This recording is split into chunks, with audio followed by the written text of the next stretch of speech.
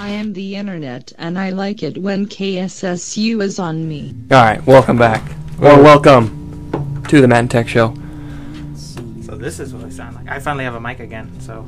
I can only still hear one. I can hear both of them. I'm fine. We Well, have you win. a splitter now in here. Well, so- no, let me trade. I want to hear both. You just messed it up. I can't hear anything. It sounds very strange. Nope, it's just me, I guess. Yeah, well, now you screwed it up for me, too. I can only hear You can't hear anything now. either? Sweet. You just messed it up. Welcome, Matt and Tex Show, live on KSSU.com. I am Matt. I am Tex. That's a fact. Today on the show, we'll talk about... 3 new shows. We've been talking about new shows that have come 3? out. Yeah. Okay, maybe he sorry. has something. I think we're just talking about 2 new shows. 2 new shows and 1 show we've talked about before. We're going to talk about...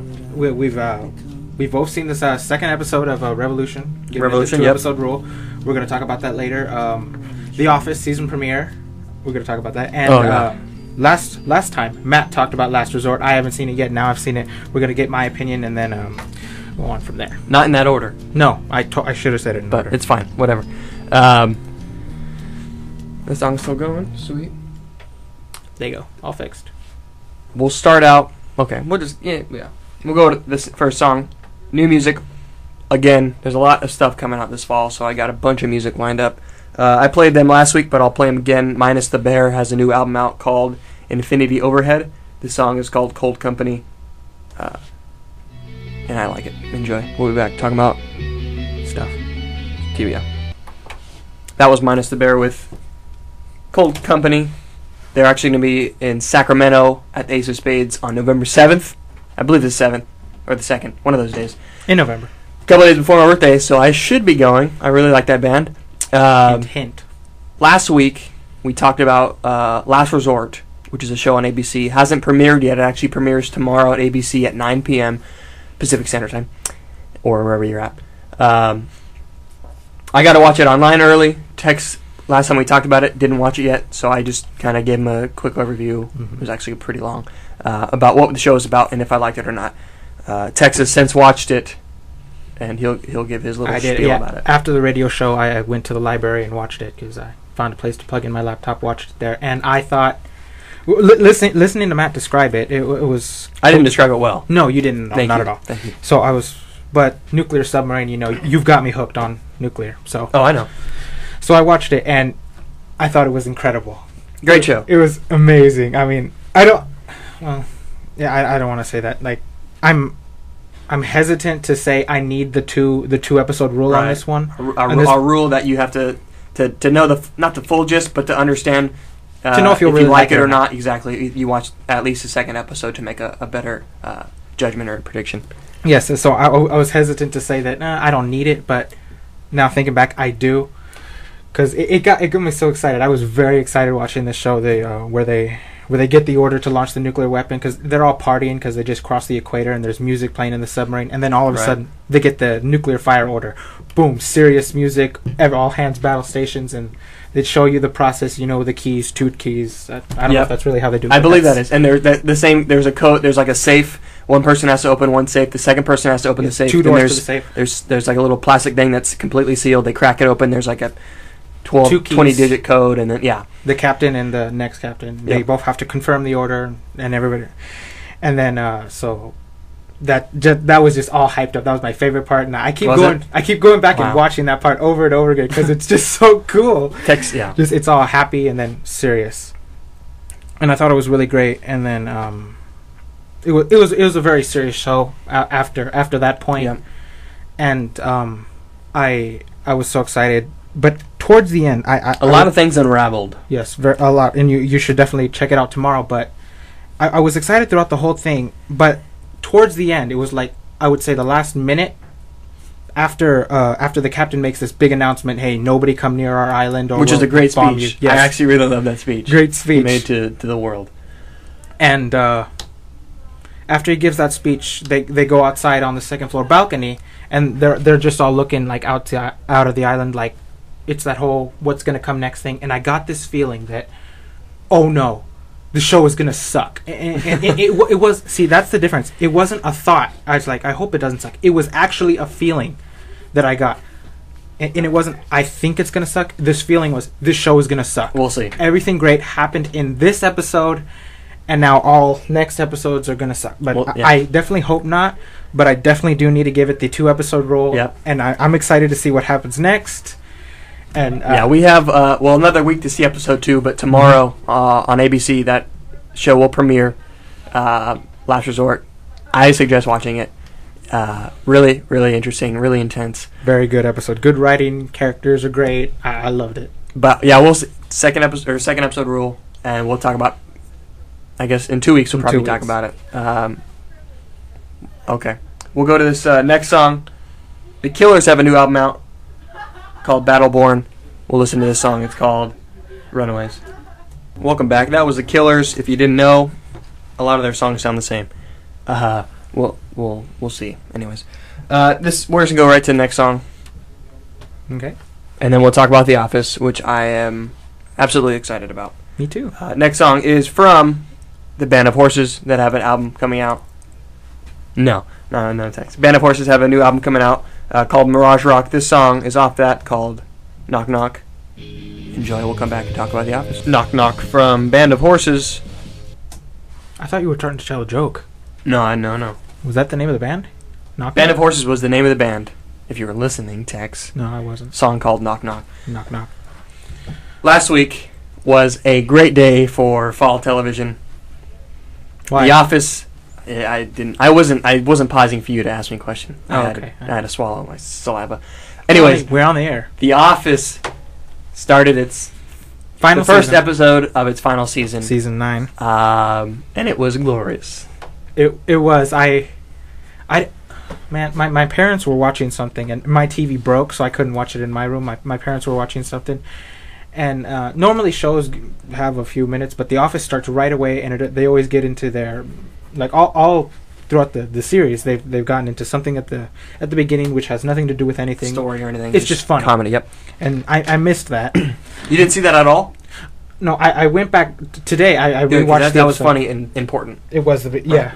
Just generally picked up. Everyone's coming back, and I thought, because I went off for a season or 2 seasons. When did Michael? Just one season, because Michael Scott hasn't been there for 1 season. Okay, so I've been out. I haven't seen this last. Tex didn't watch last season, so he's sort of behind on a large amount of story that you missed. But yeah, and caught up a little bit with the beginning intro, but right when I watched it, I felt nothing had changed. It was the same exact Office. Yep. It's the same as that. And honestly, what I thought was, I didn't think the previous season, which without Michael Scott, with a lot of the other changes, I didn't think it strayed away from The Office. But for this last season, when I saw this episode, I thought it went back to exactly what The Office was. So you did feel a change in the last season, though, a little bit? I didn't notice the change, but I did notice that whatever this episode was different than what they did in that last season. And in this episode felt more like The Office than the last season. Okay, I see what you're saying. Yeah, I was wrong. I remember when we were talking about Michael Scott leaving, I said that would be the last season. I was off by 1 season. This is the last season. Yeah. But I thought it was great. It was hilarious. I laughed. I loved it. The intro was hilarious. I loved the whole Kevin and the turtle thing. Kevin and the turtle. That was one of the funniest things I've seen. One of the funniest intros, but not my favorite, but one of the funniest, yes. Yes, we're going to talk about like some of the characters. Kevin, first of all, he's... is he... Because I don't know if they've ever talked about it. He is... By the way, we're going to devote most of this show to The Office today. Yes, because it was a great episode. Great is Kevin... Is he actually dumb or retarded or slow, you know? I don't know, because they joked about it. He's definitely not intelligent. Yeah, he's just not intelligent. But no, they had an episode where he actually pretended, or he didn't pretend, but someone assumed he was mentally challenged. Yes. Yeah. Holly thought he was slow, and so she just treated him, and he played his... But no, like this episode definitely... It brought out the best in Kevin, and the best in Kevin is an idiot. So. Right at the beginning, he says, "My summer was awesome." He ran over a turtle coming back. Yes. So that wasn't even about his summer. Coming back, he ran over a turtle and felt so bad that he took it, and the pieces, you know, the hexagon pieces of its shell fell off. He tried to glue them back. Did it terribly. He missed some, so he added some office supplies from around the building to fix it. He put it in a just a like a aquarium just full of water, and the air bubbles poured out of it, and it wasn't moving at all. And every time he held it up, you could see the eyes closed, head hanging down. It was dead. But no, it was just the way he went through it, the way he was trying to fix things, and when he glued it up the second time, he leaned over, crushed it with his knee, so he had to start over again. the way he said it, he was like, I crushed it, but it was dead from the first time, probably when I ran it over. So Kevin, he doesn't show any emotion other than just like pure joy and happiness, and that's what makes Kevin such a hilarious character. And then what they did show in the beginning as well was something we mentioned last week, where this season they'll kind of answer why there is a documentary crew. Yes, and I was surprised they answered. Well, they touched on it so quickly in the first episode. There's only so many episodes to go through. Do you know how many they're going to be? How many are usually in an Office season? I don't know why I'm saying. I know it was six for the first one because that was just the first season. It's usually I think it's like teens. Okay, mid to high teens. Okay, but yeah, they all the stuff we talked about, all the stuff that the creator said that he was going to touch. They touched on a lot of it in the first episode, and I thought that was great.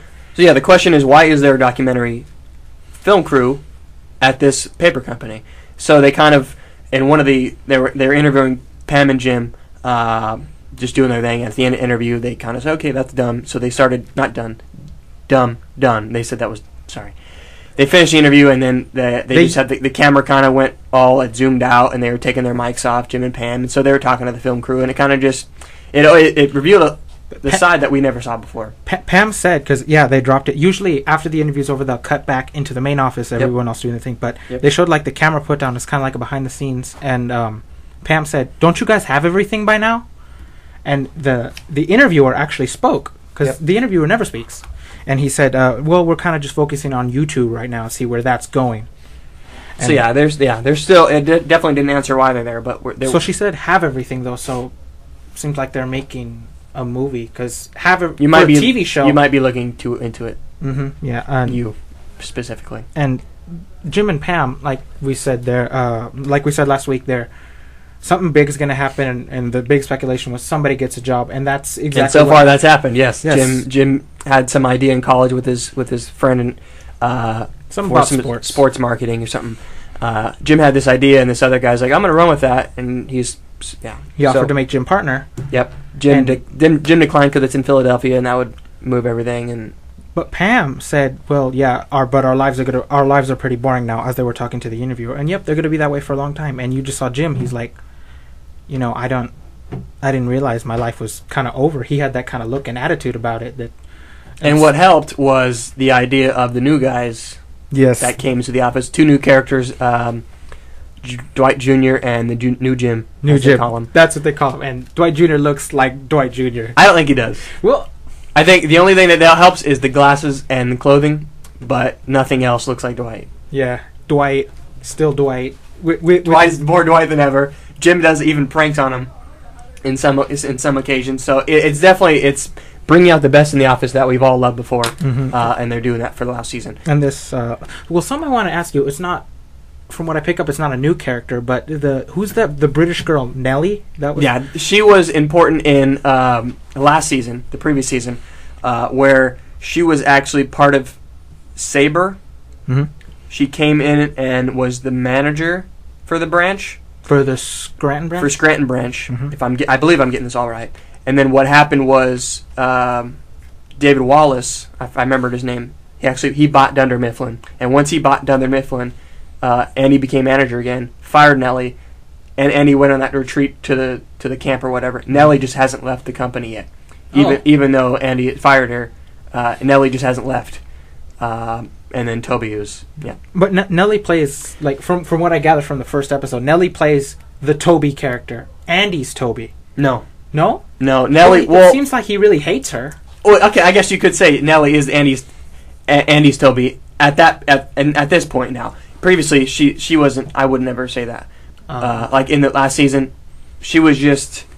So that's just they didn't really even hate each other until Andy lost his job as manager and he wanted it back, and then they started feuding. Mm-hmm. But it wasn't like a Toby Michael Scott thing where they went back and forth. It was kind of just like, well, she took his position, he wants his position back, and now she won't leave, and now he's upset about it. Oh, okay. I didn't know that. That's my ignorance of the last episode. Something I really loved, I want to bring this up. my a good friend of mine, Michael. Not Michael Scott. Not Michael Scott. His name's Michael. Michael Browning. We went to Tahoe camping one time. It was just like maybe a month ago, right when school started, I think. Anyways, and we went to Tahoe. We were just hanging out out the beach, and there were these hippies on this like grass section. Right, there were hippies doing hula hoops and yoga, and there was these couple of these hippies had a big tie strap between trees. Okay, they called it slacklining. Yeah, I've done that before. Have you really? Yeah, here on campus. Oh, really? Yeah. Okay, it's like a maybe 2.5 inch wide strap. You tie it pretty tight between these two trees, and you basically just go from one tree to another, and you walk on it and balance it. It's like low level tight roping, basically, except it's low level. It's a little thicker, wider. And it's actually not as tight. It's a little more slack. Mm-hmm. Exact slack line. So it's actually pretty difficult. You just walk. It's a whole balancing act, and there's a whole technique. So my friend Michael bought a slack line, and so now we slackline all the time at his house. And so when we saw the episode of The Office, are you good at it? Did you make it across? I finally made it across. It's taken us. On the box it says it takes like 10 days to actually fully conquer this thing. Shattered that record. It maybe 8 days, and I've made it across. Anyways, on The Office, this was actually a big part of the episode. Not a big part, but it was a good scene of The Office where Andy went on this camp retreat for kids just to relax or whatever. And there he's like, I was the best at slacklining. And he mentioned it real quick. They didn't show anything. And then later on, Andy, I guess, bought one and brought it to the office, and he wanted the whole crew to do it. He used it in order to insult Toby and Nellie. And then Dwight humiliate Nellie. He said that specifically. And then Dwight had to show his abilities, because the new Dwight, or Dwight Jr. accomplished it, and he did it pretty well. But no, and then it was funny to me because I know what happens, and Dwight fell and bounced off it. That just happens for everyone. But that was a pretty funny part. One thing that I'll say is how it felt so much like the old Office, and Andy plays the role that Michael Scott did very well. When he first came in, I knew they hit it off so well because they were kind of similar. Well, actually, no, he hated him, but. That's one of the reasons I stopped watching The Office, like during season 7, before when Michael Scott was still there. Last season of Michael Scott. Mm-hmm. Yep. I didn't like how awkward Michael Scott was. Like just the scenarios and the. That's him though. Yeah, I know that's him, but I guess it makes me very nervous. And it did. It made me nervous, the things he did, and that's one of the reasons I stopped watching. Like remember when he promised all the kids to pay for college. I felt that was one of the greatest, worst moments of Michael Scott. I couldn't finish that episode. I didn't want to see him tell them. I felt awful, and I stopped. That was one of the most uncomfortable moments of Michael Scott's career. And, yes, that was awesome. And that's one of the things I'm just worried about. Is I did love this episode, but Andy does the awkward thing, and I think he takes it to a little higher level because Matt brought up the slacklining. He wanted to humiliate. That is a lot. Last season, Andy was the manager for a bit. It seems this season he's definitely gone away from what he usually was, but he's more hating Nellie, and that's not what he's ever done before. Mm-hmm. But he's always been awkward, though. He's always been awkward, but I think he's gotten it's a little more awkward than we've ever seen. And then, because on the slackline, he wanted him humiliate Nellie, but he did it so overtly. I mean, it's hard to slackline. It's once you stand on it, the line starts moving. Your legs start shaking. It's hard to keep everything still and balanced. Yeah, and you will fall. But she got on with her heels because she's self-conscious about her feet. She didn't want to take her feet off. Right. And he deliberately pushed her off, and so hard it was completely obvious to everyone, and he did it multiple times. And I'm like, I can understand hating her. Michael always hated Toby and said mean things, but I don't know if he ever physically assaulted him, which is basically what Andy did. He did. Yeah. So he kind of takes it up. Well, Andy, of course, has if you watch a lot of seasons, has the anger issue. Yes. He's went to anger rehab. I do remember that. So that's definitely coming out. We're going to not stop it. We're gonna break it apart. We got commercials to do. I'm gonna play one more song. We're gonna come back after our commercial break, talk more about the rest of the characters, and then finish up.